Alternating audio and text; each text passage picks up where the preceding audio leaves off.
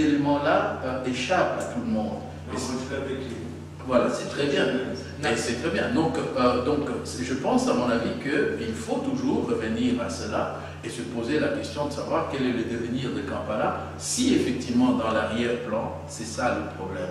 Bon, et aussi, par rapport à ce qui est en train de se passer aujourd'hui, nous le savons, parce que l'expert des Nations Unies, quelque temps avant que les accords d'Addis Abeba soient signés, a dit devant le Congrès américain qu'on ne voit pas pourquoi Kagame cherche par la guerre ce qu'il peut obtenir par l'exécution de la constitution congolaise, c'est-à-dire la décentralisation.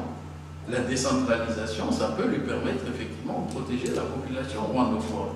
Donc nous allons pratiquement vers cela. Donc pour répondre à la question sur le Kinyarwanda, donc vous voyez toujours que eux, ils ont une idée fixe. Ce n'est plus les populations Tutsi du Congo, ça devient les rwandophones du Congo. Mais en fait, quand on parle de rwandophones du Congo, on est en train de viser finalement des territoires beaucoup plus larges et élargis, mais qui sont aujourd'hui les rwandophones du Congo. Il y a les Hutus et les Tutsis. Bon, qui sont les Hutus du Congo aujourd'hui? Il y a pratiquement les millions des Interahamwe qui ont été ramenés par le Haut Commissariat pour les Nations Unies et que l'ONU est incapable même de remettre la liste au gouvernement congolais, qui ne le demande pas d'ailleurs parce qu'il n'a pas besoin. Merci Maître Aleti. Thierry, alors que tu poses la question, je crois que tu concerne derrière La question qui est vraiment de la provocation, dit qui vous empêche? Mais la démocratie, mon vieux, on ne peut pas s'imposer comme ça en disant voilà, moi je suis le juriste de Congolais et puis je vais mettre les Congolais ensemble. Il faut que les Congolais se décident. Or, vous le savez très bien, les Congolais, ce n'est pas vraiment les gens qui travaillent pratiquement tous ensemble unis. Mais maintenant, ce que peuvent faire les individus, la société civile, les Congolais, c'est se documenter eux-mêmes, faire eux-mêmes des recherches sur Ntaganda, sur sa nationalité, canaliser toutes ces informations, les présenter au procureur de la République sous une forme beaucoup plus claire, au procureur de la CPI, parce qu'il n'y a malheureusement que lui qui peut poser des questions clairement au tribunal, faire en sorte que le procureur prenne. La deuxième chose, c'est faire pression sur le gouvernement congolais pour que, au moins, les instances judiciaires congolaises qui n'existent pas en termes d'indépendance puissent aussi effectivement se saisir de la question. Mais aussi pression sur la société civile congolaise. On les appelle les ONG de droits de l'homme. Mais en fait, ça veut dire que c'est supposé être des vrais juristes, des gens qui s'occupent des questions juridiques. Parce que ne pas le faire, ou du moins faire les choses comme ça à la légère, sans vraiment aller au fond des choses, va nous conduire à obtenir non seulement la reconnaissance des Tagada comme Congolais, mais son acquittement. Parce que quand on va arriver maintenant à la règle fondamentale et à la profondeur de la norme pour qu'une allégation devienne une preuve devant un tribunal pénal international, là ça va être difficile. Nous parlons de 8 millions de morts, mais est-ce que la société civile congolaise est aujourd'hui préparée pour pouvoir défendre ses victimes? Non, elle n'est pas préparée. Elle est dans des rumeurs, elle est dans des allégations, elle est dans les répétitions, mais elle n'a pas des éléments, même si on prenait toutes les ONG de Kinshasa et qu'on leur dit, voilà, allez maintenant témoigner devant la CPI, ils vont se faire bouler, parce qu'ils ne travaillent pas sérieusement. D'accord. Merci beaucoup. Alicia Ouvrier, les Congolais sont organisés. Et voilà, votre ami, notre professeur Mboye Chiembe, semblerait-il qu'il est bloqué quelque part, il ne sera pas vu. Voilà. Vu Matalana, j'ai deux questions. La première porte sur le cas de Taganda, effectivement, et je la pose aux deux conférenciers. Vous pensez qu'avec l'arrestation de Bosco, le Kivu sera débarrassé d'Intaganda? Fine. Ça, c'est la première. La deuxième question, c'est que Bosco Ntaganda, l'autre, comment il s'appelle encore, Thomas Lubanga, ils sont jugés sur des actes commis en Ituri. Aujourd'hui, on sait que le dossier des femmes violées au Congo ça se passe plus au nord Kivu et au sud Kivu. Pourquoi aujourd'hui il n'y a aucun des chefs de guerre qui font la loi dans le sud Kivu et le nord Kivu? La CPI ne s'est jamais intéressée à ces cas-là. Merci.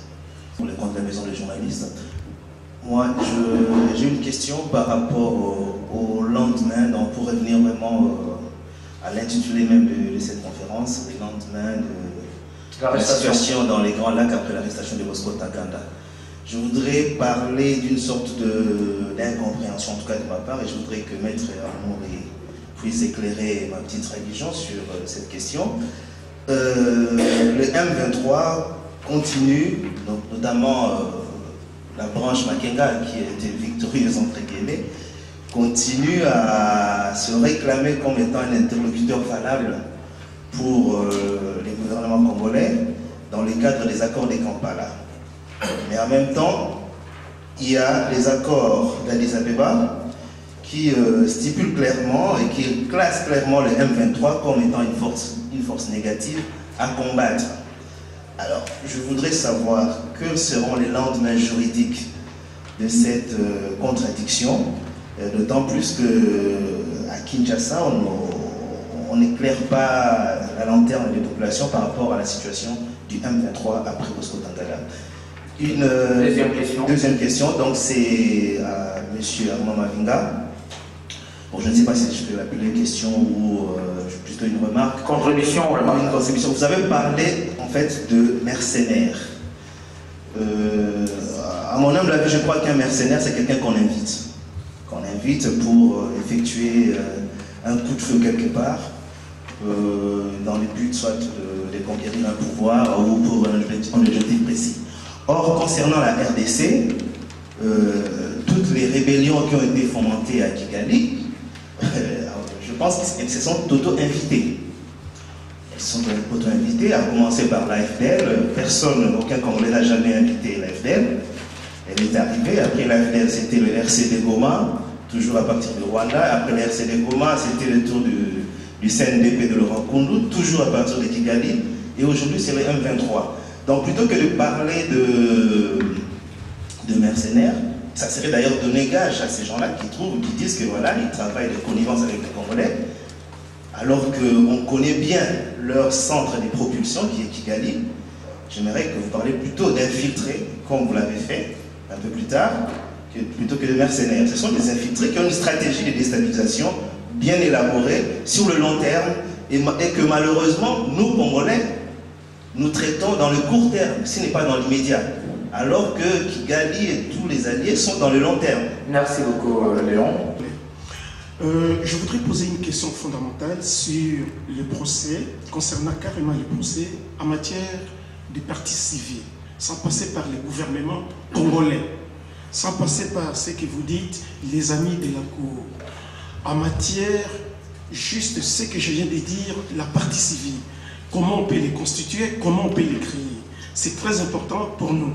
Très bien. Et la deuxième chose, Luis Morono Ocampo en 2001 et Sergio Vieira de Mello, qui est mort aujourd'hui, m'avaient dit, avant la création de la CPI, vous, Congolais, vous devriez chercher à créer les TPIC.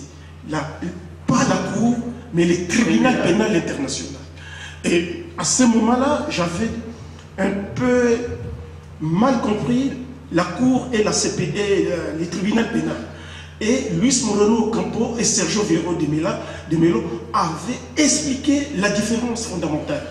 Et aujourd'hui, est-ce que les juristes congolais et les associations ne pourront pas aller au-delà pour créer les tribunaux pénal international? Parce que Gilles Moutebousi, qui est aujourd'hui l'armée rwandaise, l'un des grands criminels, l'un des grands criminels, Laurent Kunda, il y a beaucoup de criminels qui sont passés de l'autre côté, on ne peut pas les arrêter. Or, le tribunal a pour mission de demander qu'on rapatrie ces gens-là et c'est exécutoire directement.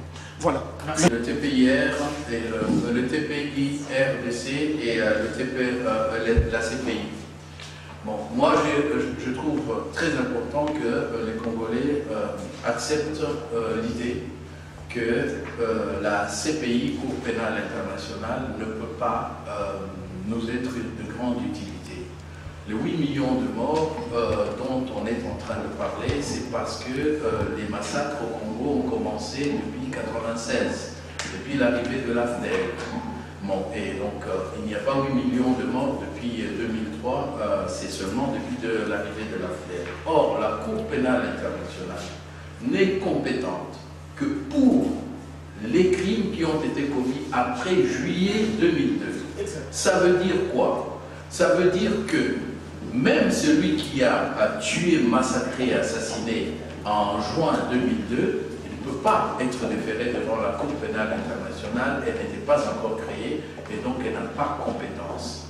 Donc le tribunal pénal international pour la RD Congo se justifie aussi pour une autre raison. Vous avez les uns et les autres été à la CPI, c'est trop luxueux, c'est très fermé, ce n'est pas public, c'est vraiment quelque chose qui n'est pas ouvert à tout le monde. Et même leur centre de détention, on ne peut pas y mettre tous ceux qui ont commis, tous ceux qui sont responsables des crimes au Congo. Donc, le tribunal pénal international pour la RD Congo, nous avons soutenu cette idée-là, et c'est la seule que nous soutenons, pour pouvoir juger des massacres et des crimes qui ont été commis au Congo, non seulement parce qu'ils l'ont fait quand il s'agissait de l'ex-Yougoslavie, ils l'ont fait quand il s'agissait des crimes au Rwanda, ils ont créé même un tribunal spécial pour le Liban, alors que c'est le premier ministre libanais qui a été tué avec ses gardes-corps. Bon, ils ont créé donc un tribunal spécial pour la Sierra Leone. Comment expliquer que le Congo, qui a 10 fois plus de morts qu'au Rwanda, ne puisse pas juste bénéficier d'un tribunal dans ce sens-là? Bon, la réponse, vous la trouverez dans une seule raison, c'est que pour l'instant, tout ce qui met en cause le pouvoir de Kigali est malvenu. Mais aussi, pourquoi le gouvernement congolais ne peut pas demander le tribunal pénal? C'est la société civile, c'est vous qui devez le demander. Parce que le gouvernement congolais est truffé des gens qui ont été amenés par justement ces rébellions qui ont tué des millions de Congolais. Donc, vous ne pouvez pas leur demander de vous apporter éventuellement la glaive. Bon, quant à la question de savoir maintenant pourquoi le Congo avait accepté la CPI, c'est tout simplement parce que la CPI, sa juridiction après juillet 2002, faisait que certaines personnes étaient à l'abri et d'autres, bien entendu, qui étaient gênants. Et à l'époque, c'était Bemba, tout comme Museveni pour Kony, etc. Bon, les autres étaient gênants, donc à partir de ce moment-là, ils ont signé pour les autres, mais pas pour eux. Mais c'est au peuple de faire en sorte que l'on signe maintenant pour ceux qui ont tué avant. Bon. D'accord, je m'excuse de t'interrompre, parce que c'est vendredi aujourd'hui qu'on doit fermer si tôt. J'aimerais que Armand Mavila intervienne. Si je peux juste très rapidement répondre à la question, le M23, quelles sont les conséquences juridiques? Je crois que vous devez vraiment avoir présent à l'esprit. Lorsque une armée ou un gouvernement dit « j'ai des négociations avec une partie de mon armée », qu'ils prennent ces négociations, qu'ils les délocalisent à l'étranger, qu'ils les délocalisent à l'étranger, là où même les Nations Unies leur ont dit « attention, c'est eux les agresseurs, c'est eux qui soutiennent ces rebelles ». Bon, mais non seulement ce n'est pas le ministre de la Défense qui va diriger les négociations, mais c'est le ministre des Affaires étrangères. Ça veut dire quoi? Ça veut dire que ce n'est ni une question d'armée, ni une question nationale, que ça reste toujours cette question des négociations entre le Rwanda, l'Ouganda et le Burundi. Si vous cherchez maintenant quel peut être le lendemain juridique, le gouvernement congolais n'a pas l'intention de donner de lendemain juridique à cela, donc il faut oublier. Mais dans la constitution partie civile, il n'existe pas de partie civile dans le sens que nous l'entendons. Ici, par exemple, lorsque on a volé chez vous, le procureur peut, le parquet peut se saisir, mais vous venez aussi avec votre avocat comme partie civile et vous plaidez, vous aidez le procureur, vous êtes presque à égalité. l'un défendant l'action publique, l'autre défendant les intérêts privés. Mais dans le cas de la CPI, on n'accepte pas les gens comme partie civile, mais on accepte seulement ce qu'on appelle la section des victimes. Alors, la section des victimes, c'est-à-dire on vous prend en masse, on vous donne un avocat qui est choisi par la Cour. Cet avocat va essayer éventuellement de porter vos revendications en masse, les intérêts que vous êtes en train de défendre ou les indemnisations auxquelles vous pouvez prétendre, c'est qu'on construise un hôpital à Makobola, à Kassika, etc. Mais ce n'est pas que, bon, moi, on a tué ma famille, etc. On va m'indemniser. Ce n'est pas dans ce sens-là. Donc, les intérêts civils sont... Bon, il faut dire que c'est une petite évolution positive par rapport au TPIR, parce qu'au Rwanda, les victimes étaient considérées seulement comme témoins. Vous venez, on vous interroge et vous partez.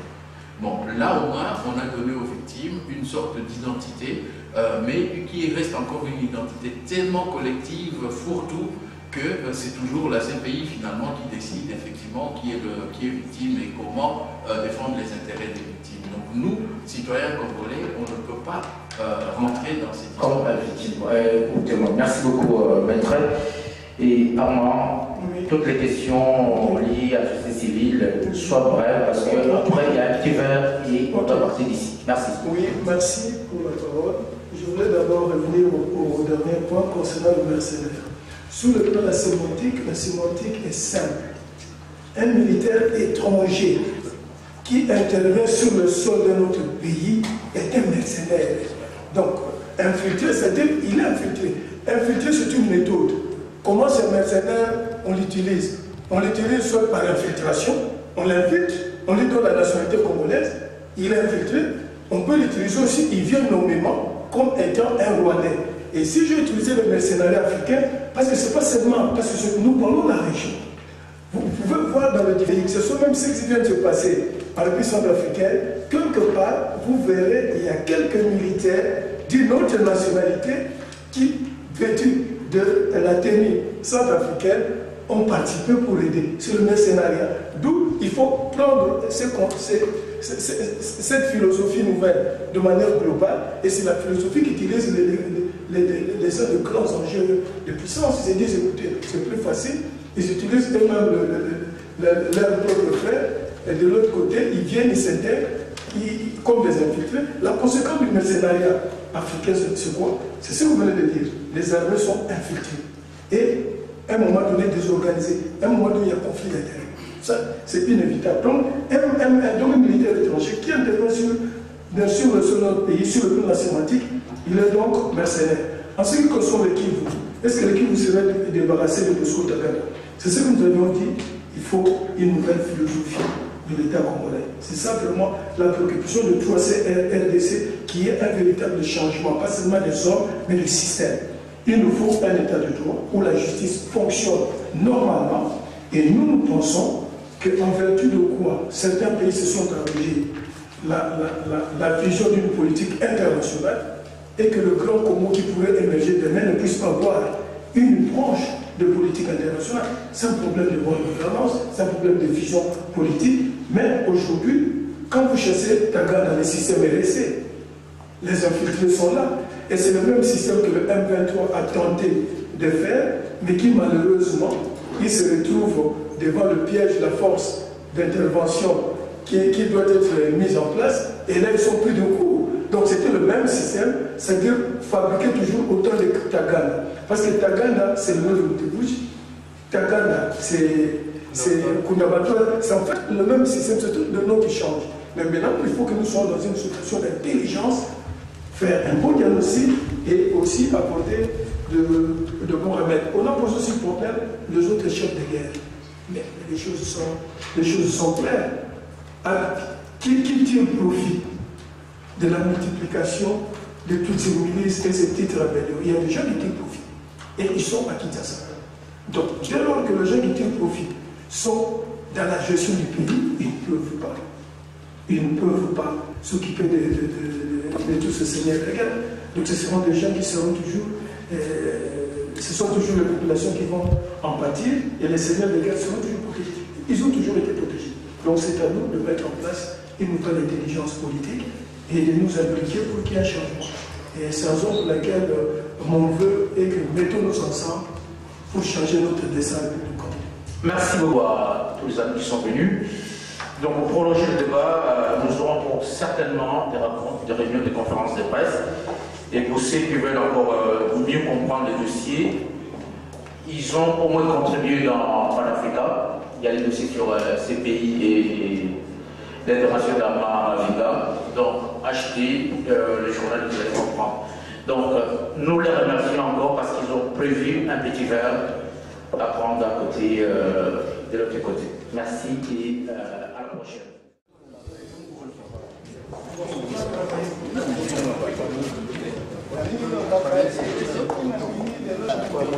Il n'y a pas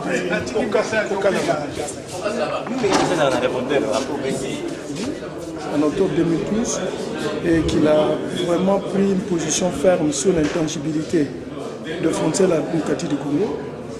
Le dossier de la République du Congo est redevenu et a pris la place sur le plan de l'échiquier international. On parle maintenant de plus en plus de la République du Congo depuis cette prise de position ferme du président François Hollande et qui se justifie d'ailleurs. Il faut une tribunal parce que si vous prenez une tour, Kabila, il va